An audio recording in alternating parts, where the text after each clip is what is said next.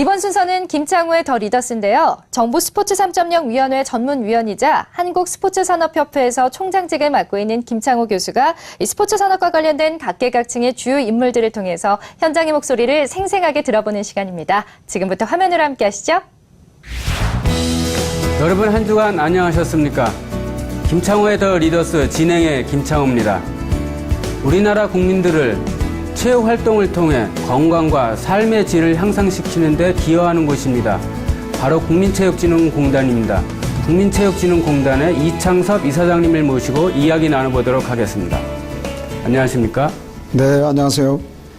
취임하신 지 한 4개월 정도 되셨습니다. 네, 4개월 미처 안 됐습니다만 예. 한 4년쯤 된 것처럼 여러 일들이 있었고요. 나름대로 노력을 하느라고 한 것들이 이제는 어느 정도 이렇게 가시적인 성과로 보여지고 해서 저는 4개월이지만 어떤 보람도 느끼고 있고 앞으로의 기간에 대한 자신감도 얻게 되는 그런 4개월이었습니다. 아, 예. 그 학자의 길을 걷다가 이제 행정가로 이제 오셨는데 그 학자 입장하고 행정가 입장하고 좀 약간의 좀 괴리가 있지 않나 싶은데 행정가 입장이 되니까 어떻습니까? 흔히 사회적으로 대학 교수들은 대안 없는 비판을 많이 한다고 합니다. 예, 그래서 제가 가지고 있는 생각이나 이런 것들을 주장 먼저 선제적으로 하기보다 우리 공단의 구성원들의 의견을 다 들어보고 그 의견을 내놓는 과정을 통해서도 그 사람들이 존재감을 느끼게 하면서 또 많은 것들을 더 생각하게 하는 그런 과정으로 지금 그 괴리감을 지금 이제 채워가고 있습니다. 예. 사람을 중요시하는 경영을 지금 하고 계시다라는 말씀이시네요. 저희 경영 방침에도 아주 사람 중심이 네 가지 중에 하나로 들어가 있습니다. 아, 예. 그러시군요. 그 짧지만은 업무 성과라고 할까요? 아, 그동안 난 이런 부분에 대해서 중점을 뒀더니 이런 성과가 나더라 하는 게 있으면 한 가지만 소개시켜 주시죠. 제가 오면서 인사와 관련된 것 또는 우리 공단의 모든 것들과 관련된 것, 특히 요즘에 최근에 하고 있는 비정상의 정상화와 관련된 것, 이런 것들에 대해서 전사적으로 모든 구성원들의 의견, 각자의 비판적인 것을 포함한 의견들을 다 구했고요.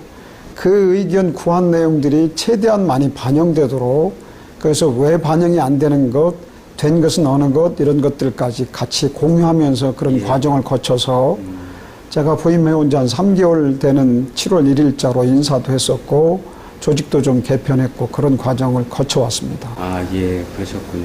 국민체육진흥공단이 전보다 사회적 그 공헌 활동을 좀 더 활발하게 펼친다고 이야기를 들었습니다. 특히 그 사회적 소외계층에 대한 청소년들이라든가 이쪽에다 중점을 두시는 것 같은데 어떤 프로그램인지 좀 소개 좀 부탁드리겠습니다. 저희 공단에 가지고 있는 인프라를 활용한 것들을 많이 하죠. 그런 것들 내용으로는 저희들이 스포츠 용품을 구입해서 나눠주거나 아니면 특히 소외계층 사람들이 보기 힘든 스포츠 스타들을 활용해서 그분들 도움을 받아서 사랑 나눔 이런 그 바자회 같은 것들도 하고 또 심지어는 해외까지 대표적으로 몽골 같은 나라에 스포츠 용품도 제공을 해주고 또는 뭐 스포츠 교실을 통해서 그런 스포츠를 가르쳐 주기도 하고 그렇게 하고 있고요. 그런 내용들은 더 많이 확산할 거고 저희 가지고 있는 인프라를 더 활용하는 측면에서 이제 저희는 경륜 경정이 인프라가 있기 때문에 경정 쪽에서 가지고 있는 노하우 그걸 통해서 수상 체험 기회도 활동 기회도 갖게 하고 이런 활동들을 하고 있고요.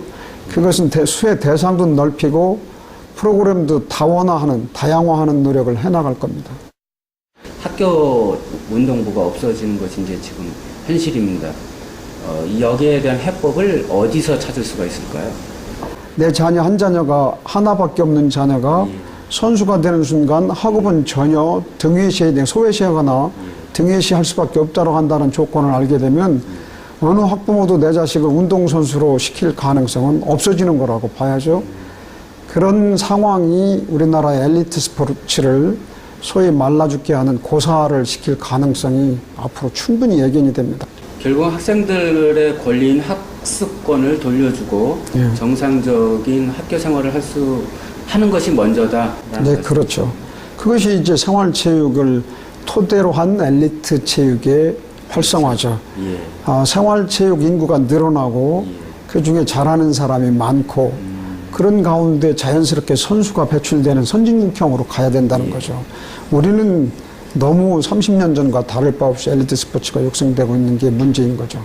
미국 사례를 보면은 그 올림픽 선수 메달리스트들이 뭐 의사다, 변호사다, 뭐 학교 선생님이다 이런 얘기 들을 때마다 참 의아하게 생각했는데 이제 그런 형식으로 가야 된다는 이제 말씀입니다. 예, 거기다 덧붙이자면 우리나라 학생들이 운동 선수가 된다 해서 다 김연아나 박태환처럼 될 수는 없어요. 예. 100명 중에 한 명이 그런 선수가 나올 수는 있으되 그 나머지 선수들이 훌륭한 선수로 성장되지 않았을 때 일반적인 사람들과 다름없이 나머지 인생을 살아나갈 수 있는 조건을 갖게 해주려면 예. 운동만 하는 그런 구조로 가지고는 그 도태되는 선수들의 대책도 마련이 안 되는 것이라서 한번 좀 깊이 있게 생각해 볼 내용입니다. 국민체육진흥공단에서 그 체육 그 활동에 대한 전반적인 재정을 담당하고 있지 않습니까? 네. 예. 그렇게 재정을 담당하고 있는데 얼마 전에 뭐 계속해서 반복되는 이야기지만은 국회가 바뀔 때마다 레저세에 대한 얘기들이 나옵니다. 그 부분에 대해서 국민들한테 어떻게 설득을 하고 국회에 어떻게 반박을 할 수 있는 논리가 있습니까?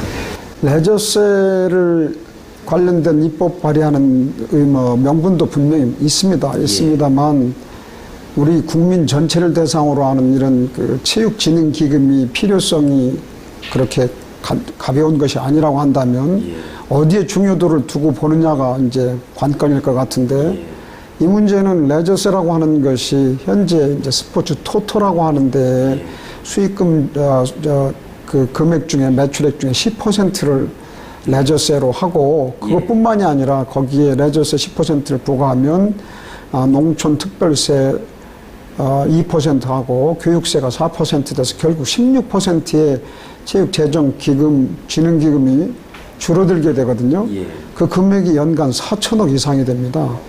그렇게 됐을 때 체육진흥과 관련해서 그동안에 해왔던 것들이 긴축될 수밖에 없고요. 그렇죠. 또 꼭 필요한 것들이 제대로 될 리가 없는 거죠. 예. 그래서 그런 문제를 잘 인식을 했으면 좋겠고요.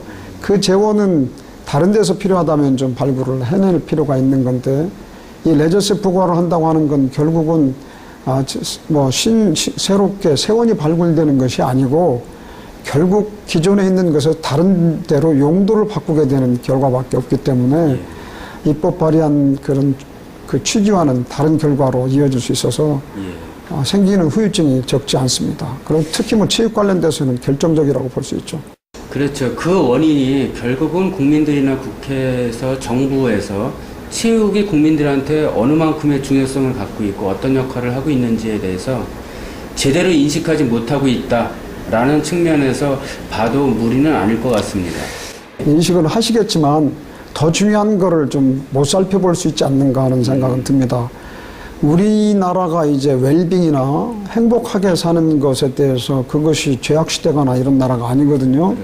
수준이 이미 높아져서 충분히 행복을 자기들이 요구하고 추구권도 얼마든지 주장할 수 있는 나라 수준이 됐거든요. 그 행복을 추구하는 내용 중에 중요한 것이 결국은 건강인데 건강이 웰빙의 가장 중요한 요인이라고 보면 사람이 단순한 수명만 늘어나는 것이 아니라 건강 수명이 늘어나게 하는데 현재까지 제시된 방법 중에는 스포츠나 운동만큼 효과적인 것이 없다. 그러면 그 기반들을 갖추게 하는 쪽에 필요한 재원이 다른 쪽으로 옮겨지게 되는 것은 어떤 것을 중요하게 생각하느냐 하는 그런 차이점은 충분히 인식이 좀 돼야 될 것 같습니다. 그 얼마 전에 정부와 문화체육관광부와 국민체육진흥공단이 공동으로 그 스포츠와 IT 융복합에 대한 컨퍼런스를 한번 가졌습니다. 네, 주제로 그렇습니다. 해서 어떤 목적으로 무엇을 하기 위해서 그와 같은 행사를 하셨나요? 우리 박근혜 이제 정부가 들어서면서 창조경제 말씀 화두로 꺼내셨거든요. 창조경제라고 하는 거는 결국은 지금에 있는 것들 각자의 것들로만 될 수 있는 것이 아니고 결국 그런 기능들이 가지고 있는 특성들이 합쳐져서 융복합됐을 때 나타난 새로운 시너지 효과, 또는 새로운 것이 만들어질 수 있는 것, 이런 것들이 있는데, 특히 그런 부분에 있어서는 융복합해서 효과를 낼 수 있는 게 스포츠라고 하는 건 큰 시장을 창출해낼 수 있습니다. 스포츠는 전 세계인, 우리 대한민국뿐만이 아니라 전 세계 모든 사람들한테 이제 관심의 대상이고 모두가 즐기려고 하는 욕구를 가지고 있는 분야이기 때문에 시장은 무한하다는 그런 특성이 있고요. 이런 과학과 연계돼서 소위 말하는 ICT와 연계가 돼서 한다면 새로운 분야의 부가가치를 획기적으로 창출해낼 수 있다는 생각이죠. 그런 것들을 잘 이렇게 활성화시킬 수 있는 기반 조성을 하고 여건을 만들어준다는 차원에서 만들어진 거죠. 창조경제를 이야기하면서 스포츠 산업과도 이제 문화체육관광부에 만들어지고, 이제 좀 전에 말씀하신 이제 그런 컨퍼런스도 열리게 되고, 그래서 스포츠도 산업으로 발돋움할 수 있는 이제 기반을 닦으려는 노력을 하고 있습니다. 그 중에서 어떤 것이 가장 중요하다고 보십니까? 우선은 스포츠나 운동을 전공으로 하는 사람들이 그쪽 분야에서 관련된 일자리가 창출되는 게 필요하다고 보고요. 그 사람이 모든 혁신이나 어떤 생산 효과는 결국 사람이 만들어내는 거기 때문에 전문성을 가지고 있는 사람들이 더 많이 그런 역할들을 할 수 있는 일자리가 만들어지는 쪽으로 해야 되는데, 아까 말씀드린 융복합에 의한 것에 의해서 일자리가 많이 만들어질 수가 있을 가능성이 높죠. 현재까지의 구조에서는 더 이상 일자리가 만들어질 수 있는 것이 사실은 없다고 보면, 그런 쪽에서 좀 일자리가 창출되는 쪽, 그리고 각자의 노력에 의한 창의적인 아이디어들이 제대로 효과를 발휘하고 그것이 부가가치를 제대로 만들어낼 수 있는 쪽으로 갈 수 있도록 기반을 이렇게 조성해주는 쪽으로 정부의 차원에서는 정책적으로 배려를 해나가야 될 것 같습니다. 이사장님께서는 그 미국에서 마케팅을 전공하셨습니다. 우리나라에서 지금 스포츠 산업을 육성하겠다고 정부가 지금 이야기하고 있습니다. 스포츠 산업을 왜 육성해야 된다라고 생각하십니까? 스포츠는 이제는 세계적인 언어고 도구입니다. 소통의 도구고 사람들을 행복하게 하는 도구입니다. 스포츠 산업이 우리나라 사람만이 타겟 마켓이면, 시장의 타겟이라고 한다면 그 스포츠 산업이 큰 성과를 낼 수가 없습니다. 이제는 세계적인 시장이 타겟이 됩니다. 그렇기 때문에 스포츠라고 하는 것, 모든 사람이 즐기려고 하는 그것이 매개가 된 스포츠 산업, 이 시장 규모가 워낙이 크고, 우리는 신성장 동력이 지금 그렇게 마땅한 것이 없는 우리나라 여건상으로 봐서는 스포츠가 그런 쪽에서 새로운 탈출구를 열어줄 수가 있다고 생각되기 때문에 스포츠 산업은 이렇게 진지하게 검토를 해나가야 됩니다. 앞으로 국민체육진흥공단에서 계획이 있다면 어떤 계획이 있겠습니까? 국민체육진흥공단이 원래 설립 목적이, 저희들은 이제 비전으로 하고 있는 아주 간단한 말이 있습니다. 영어입니다만, enjoy 스포츠. 전 국민들은 스포츠를 즐기십시오. We support. 우리 K스포 국민체육진흥공단은 그것을 위해서 최대한 지원해드리겠습니다 하거든요.